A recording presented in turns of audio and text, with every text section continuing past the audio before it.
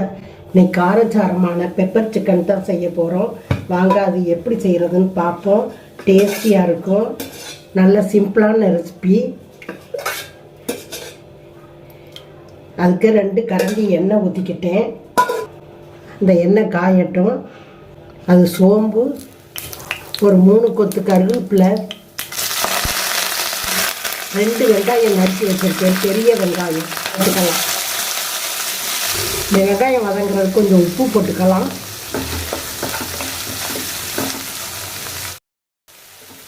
நம்ம இன்னொரு அடுப்பில் சாம்பார் வச்சுக்கலாம். பருப்பு வெந்துருச்சு, சாம்பாரை குடிக்கலாம்.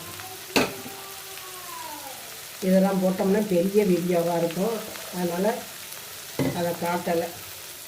அதுலேயே கொஞ்சம் பூண்டு போட்டுக்கலாம்.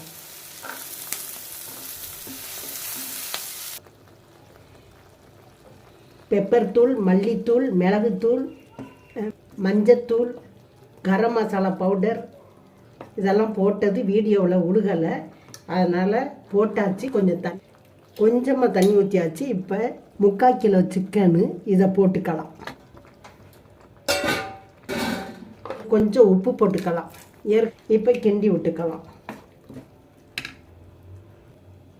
சிக்கனை தண்ணி விடும். கொஞ்சமாக தான் தண்ணி ஊற்றிருக்கோம். இப்போ மூடி போட்டுடலாம். இடையில கிண்டி விட்டுக்கலாம். பாருங்க எவ்வளோ தண்ணி விட்டுருச்சு பார்த்தீங்களா. கொஞ்ச நேரம் அடுப்பில் இருக்கட்டும்.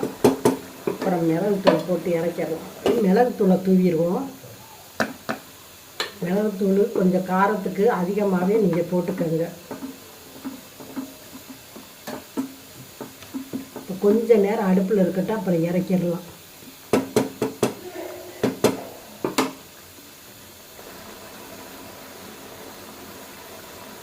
இப்போ பெப்பர் சிக்கன் ரெடி ஆயிடுச்சு. மல்லி இலையை தூவி இறக்கிடுவோம்.